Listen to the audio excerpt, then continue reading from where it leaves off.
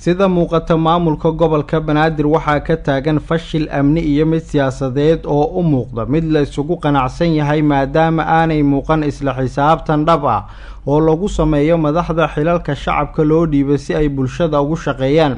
isla xisaabtan la'aanta ka jirta mas'uuliyiinta maamulka gobolka Banaadir ayaa sabab u noqotay mas'uul kasta xafiiska uu ka maamulo qayb ahaan gobolka inuu ka samaysto wixii uu doono cidda uu rabana uu shaqo ka siiyo, taasi oo meesha ka saartay fursado badan oo shaqo ah oo ay heli lahaayeen dhalinyaro waxbaratay oo jaamacadaha dalka ka soo baxay. siyaasadda maamulka gobolka Banaadir ayaanan ka dhex muuqan doorka shaqo abuurka dhalinyarada jaamacadaha ka soo baxay ee dalka, taasi beddelkeeda madaxda gobolka ayaa juhdi badan ku bixiya ka qaybgalka xaflado loogu sacaabatumo dowladda dhexe ee dalka. gudoomiyaha gobolka Banaadir ahna duqa magaalada Muqdisho Cabdiraxmaan Yariisow ayaa noqday mas'uulka ugu badan ee ka qayb gala xafladaha soo dhaweynta iyo sagootinta ee ka dhaca gobolka Banaadir, waxaana toddobaadkiiba suuragal ah in ilaa iyo 10 xafladood uu kaga qayb galo degmooyinka gobolka. dadka reer Muqdisho ayaa u baahan waxqabad amni oo buuxa, dib u dhiska wadooyinka, dib u dhiska cisbitaalada, goobaha waxbarashada iyo helitaanka biyo nadiif ah oo degmooyinka gobolka ay ka wada helaan maadaama ay yihiin canshuur bixiyaasha.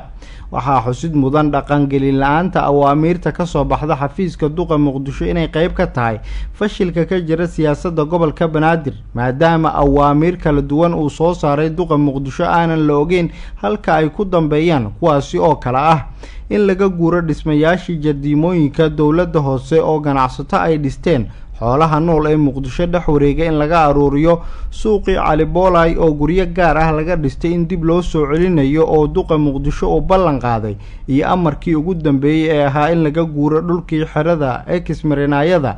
dhammaan awaamiirtaasi oo aanan fulin ayaanan la ogeyn meesha ay ku dambeeyaan. duqa Muqdisho ayaa toddobaadkii la soo dhaafay sheegay inay ku dadaalayaan in dhalinyarada door muuqdo ku yeeshaan horumarka caasimadda iyo hanaanka siyaasadeed ee dalka, balse hadalkaasi mid la mid ah ayuu dhowr mar hore u sheegay oo aanan waxba ka hirgelin.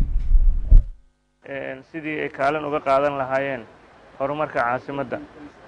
runtii magaaladan waa magaalo oo barisamaadkii ahaan jirtay magaalooyinka ugu horumarsan adduunka. waxa waagaas hormariyay inay ahaayeen dhalinyaradii waagaas joogay.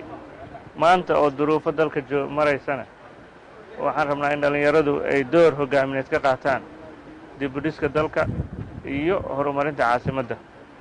annaga waxaan wadnaa qorshe ballaaran oo ah sidii bilicda caasimadda loo soo celin lahaa, taasna dhalinyarada la'aanteed ma noo hirgelayso. marka waxaan rabnaa inaan idiin abuurno jawi aad ku shaqays kartaan, ku horumarin kartaan, isla markaana aad uga fikiri kartaan sidii dhalinyarada ay u heli lahaayeen.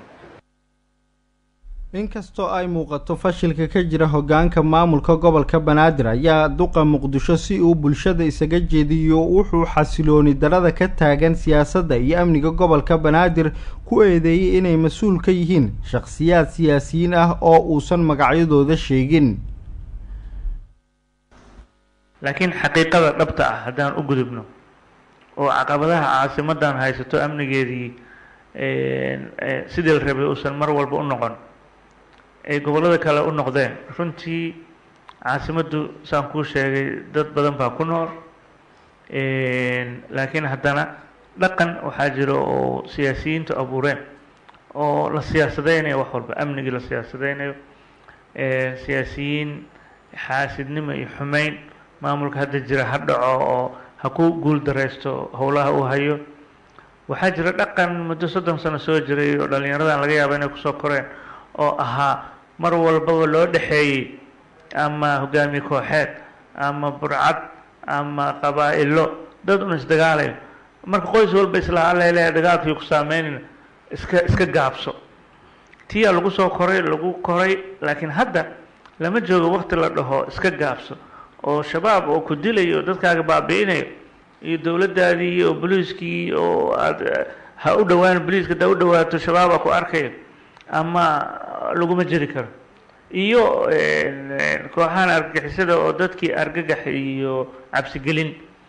waxyaalahaas horta Muqdisho sababta amnigu uga hana qaadi la'yahay ay ka mid tahay.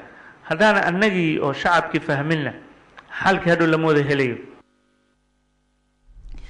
isla xisaabtan la-aanta ka jirta maamulka gobolka banaadir ayaa door u furtay in maamulada degmooyinka ay sameeyaan arrin ay ka arkeen duqa muqdisho oo ah inay iska soo duubaan muuqaalo ay ku nadiifinayaan hal wado taasoo ay kusoo koobaan waxqabadka degmo dhan iyo dadkeeda oo ay mas-uul ka yihiin kadibna ay kusoo bandhigaan baraha bulshada iyaga oo ku muujinaya inay shaqo adag hayaan. shacabka reer muqdisho ayaa u baahan helitaanka madax si dhab ah ugu shaqaysa sidoo kalena ay ka helaan daryeel amni oo wanaagsan. bishan sii dhammaanaysa abriil waxaa muqdisho lagu dilay 3 dhalinyaro mooto bajaajlayaal ah waxaana dilkooda geystay askar dowladeed ilaa iyo haddana maamulka guddoomiye Yariisow kuma guuleysan soo qabashada xubnihii dilka geystay si cadaalada loo marsiiyo maadaama uu ballan qaaday in la soo qabanayo dadkii ka dambeeyay dilalkaasi.